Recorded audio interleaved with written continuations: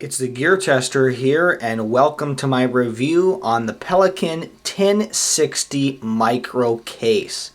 This is an excellent, small, waterproof compartment that I think you're going to enjoy using and having as a way to protect sensitive electronics, papers, money, wallets, that kind of thing when you're in a wet environment.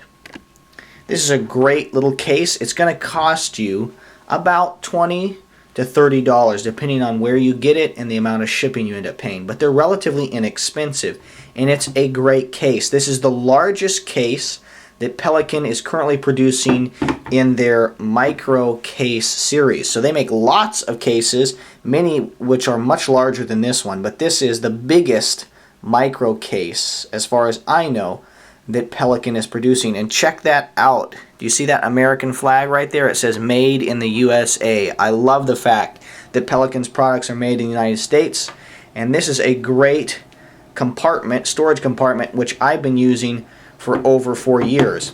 I want to go over these dimensions for you, the internal and external dimensions, and then I'm going to put a number of different items into this little case so you have some idea of how much equipment, how much gear, what the size, the basic size of items that you can put in this case are. For me, when I'm thinking about purchasing an item, probably like a bag or a case like this or a backpack, something like that, my biggest difficulty is trying to visualize the amount of gear and the size of gear that I can put in something. So the first thing I want to do is go over these external dimensions, and the external dimensions are a little bit larger than the internal dimensions. The external dimensions are that the case is 5.6 inches across here. It is 2.6 inches deep, okay, so it's going to be 2.6 inches from the top here to the bottom there. And then this dimension is 9.4 inches, 9.4 inches, and that is, I believe, counting both of these little carrying or attachment places. So it's a, you could cut those off and shrink the dimension slightly, but it's 5.6 inches by 2.6 inches by 9.4 inches externally, so outside of the case. Internally, if we open it up now, the dimensions of this case is 4 inches, 4.3 inches. It is 2.2 inches deep, and I believe that is including the top of the case, which is does have some space in it. So you're able to get more space because the top is deeper. So it's that 2.2 inches, and then internally it is 8.2 inches. 8.2 inches. So we have here internally it's 4.3 inches by 2.2 inches deep by 8.2 inches, 8.2 inches long.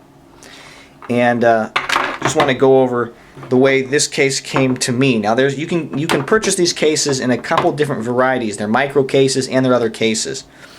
They usually have some kind of an O-ring, and then they have some kind of liner, but a lot of times you can get the foam and different things where you can pluck it out and make it very specialized for the kind of gear and equipment you're going to be using. This case came just as you see it. It has some little foam, a very thin foam padding here on the top of the case, which just means that things don't rattle around in it and that you're not chipping or hurting the case or chipping or hurting your other equipment. And then it has this rubber internally, and you can see, I'll try and show you, this is actually moves a little bit, so it kind of, you can push against it, and there is some flexibility in that. And that's actually nice, because if you put something that's almost the complete dimension of this case, then you'll find that it kind of helps hold that item in place, and there's not as much movement. This little plastic portion serves as both a protector for items you put in it and for the case. It also serves as the O-ring. Alright? So when you seal this case, it is waterproof or water resistant, depending on how you're looking at it. So this internal portion will come right out, and you can close it now, but it is no longer waterproof. Okay, so this is what makes it water resistant or waterproof, and I'll talk now about what I mean by that. This case is not intended for swimming or for submersing items underwater for a long period of time. Some of Pelican's other cases, you can, submerge them underwater for days, okay, and nothing will happen to what was in those items. So you could do a underwater cache if you wanted. Maybe you're into geocaching and scuba diving and you wanted to do something like that. I don't even know if people do that, but you could use one of the big Pelican cases that really lock down, and you could do that. That's not the case with this Pelican case, this micro case, the 1060 case, and I think the entire micro case line. This case they rate it as keeping whatever you have in it waterproof, okay, not allowing water into it, for 30 minutes at 3 feet. So if you put this 3 feet down in the water and you had to have 30 minutes, that's what Pelican is saying. My bet is that it would go much longer than that. I haven't tested that feature, the long-term waterproof capabilities of this case, but it's done very well for me. It's kept everything I've had in it on a day-to-day basis dry. For instance, cell phones and those kinds of things when I've been out on water adventures, okay, something like kayaking or sailing, that kind of situation. The case does also come with this little carabiner clip, just a little cheap clip, but it would allow you to attach it to something so it wouldn't float away and you wouldn't lose it if, for instance, you rolled your canoe or kayak over and you wanted to have things like cell phone and identification, maybe a flashlight or batteries in this case. So it does, it locks closed, okay, we're using that O-ring seal from that internal portion there. It locks closed with this one clear latch, and these cases come in 4 different colors. They come in this yellow, they come in black, they come in blue, and they come in red. You can get them with a clear top as well. So the bottom portion will be colored, and then you can get them with a clear top, or you can get them with the same color, both top and bottom, without the clear portion. So you can see there it's got one latch. Many of the other Pelican cases have multiple latches. It has stainless steel hardware, which are these pins that hold the entire thing together. So if it gets wet, that's not a problem. And then it has this little valve here that allows pressure out. So when you submerged it down to like 3 feet, it would allow some pressure out. Or if it was on an airplane or something, and you had sensitive, maybe medical equipment or something in this, it would allow pressure. It wouldn't break the case, I think is the purpose of this little purge valve.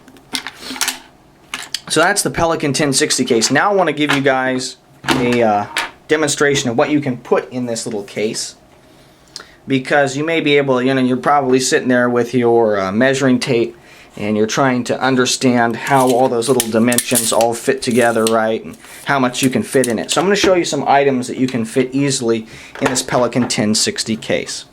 Here's an Altoids tin, and we got another Altoids tin. Okay, now I can close it, and it closes without any problems. So you basically it's 2 Altoids tins thick, right? You cannot, if you're going to stack the Altoids tins like this. I'm using Altoids tins just because it's easy, and I think most people will understand the size of an Altoids tin. You can't close it then, so it's not as tall as an Altoids tin, but you can stack. Kind of give you guys an idea. You can stack 2 Altoids tins. You can see there that that stays up a little bit above the lip of the bottom portion, but that top portion covers it very easily.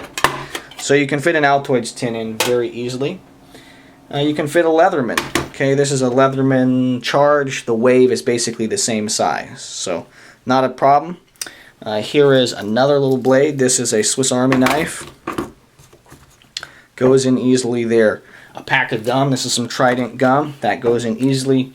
So a bigger pack of gum, some juicy fruit. Okay, giving you guys a basic idea. Here's a power bar.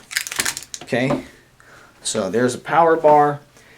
Here's a Bic lighter. So you can see I'm starting to fill this up, and it's not being a problem at all. I'm still able to close it there with all those items stacked on top of each other. It's not a problem. Take some of these items back out, give you guys a better look at some other items that you can place in this. I've got a $20 bill. Most people know the basic size or shape of money. You can see right there the dollar bill fits very nicely in it. And one of the things I use this on a day-to-day basis is I have a safe here at my home, which I have items locked away in, but that safe isn't waterproof. So my wife and I keep some cash on hand, not a whole lot, a couple $100.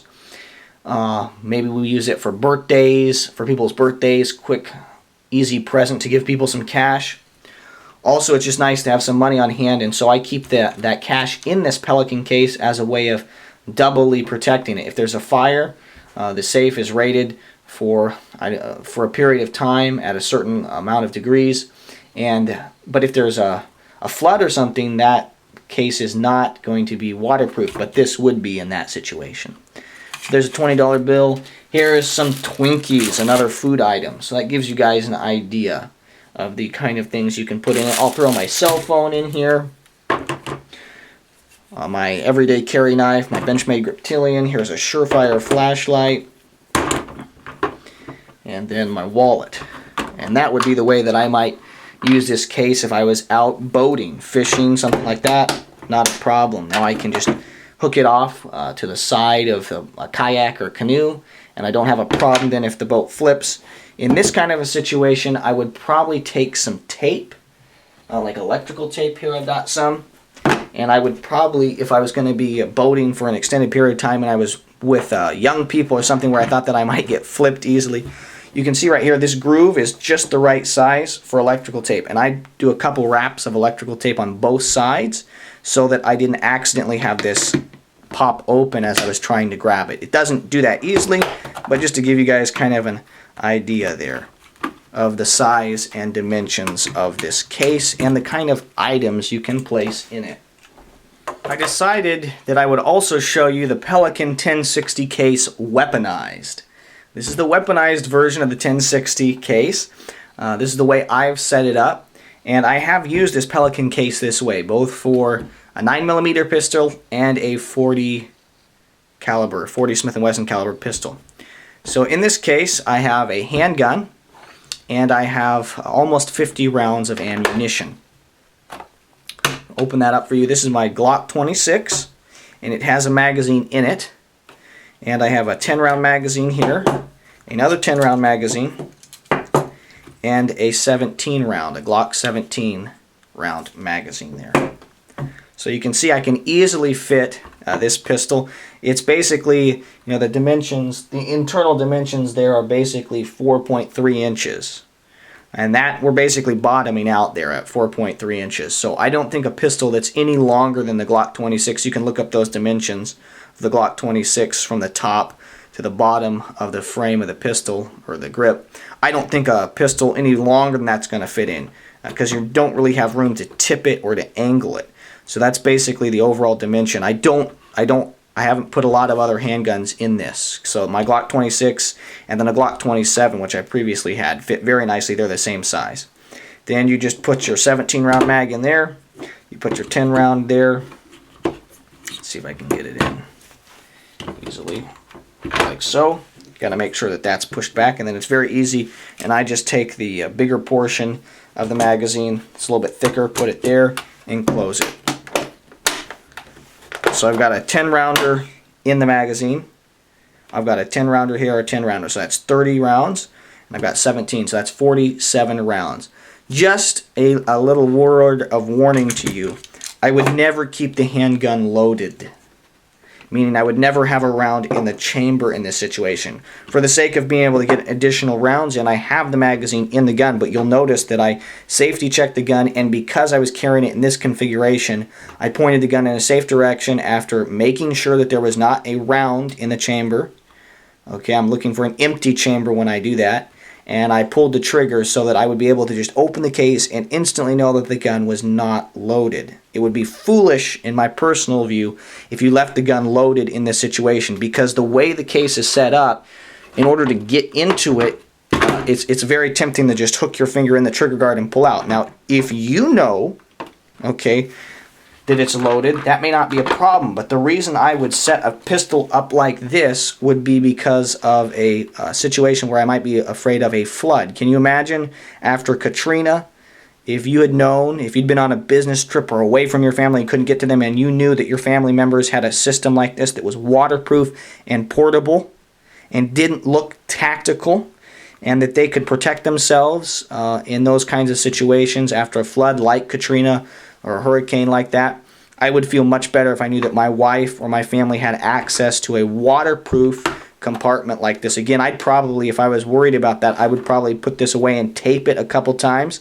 so it couldn't accidentally be opened. And then, of course, I would be putting it in a locked compartment. This doesn't, in my personal view, reflect a locked compartment that's going to keep children and people who don't know that the gun is loaded away from it. So I'm keeping the gun unloaded, not because I'm going to reach in the trigger guard, but after somebody dumps the stuff out and this gun is held pretty securely in it, then I would worry that somebody who didn't realize the gun was loaded would just reach in and accidentally discharge it. You can see how easy that would be to do there. So I'm going to keep my gun in this situation unloaded, and I would encourage you to do that. But there's the Pelican, a 1060 case, weaponized, and I think it's a great way to have ammunition. You know, I've used this also when I've gone on hunting trips and situations where I'm in a very wet situation. Let's see if we can squeeze that down there. Get it in there. And I think I just actually put my hand in the trigger guard there accidentally, so that's a perfect example of a reason why you shouldn't have the gun loaded in the case. I have used this case also for ammunition in very wet environments, for shotgun ammo and rifle ammo. And it's a good size. You can fit 30-06, 30-08, you know, 223, 5.56, 9mm, all those kinds of rounds in this case. So I would definitely recommend the Pelican 1060 cases to you. I'd recommend all the micro cases line. They have a lot of different options there. My goal is to produce quality video reviews of shooting, camping, and survival gear. If you like this video, give it a thumbs up. It helps my channel grow. If you've had good experiences or bad experiences with other Pelican products or even the 1060 case, let me know. Leave a comment. That helps other individuals who will watch this video in the future have better access to better information. Thank you very much for your views and your subscriptions. This is the Gear Tester signing off.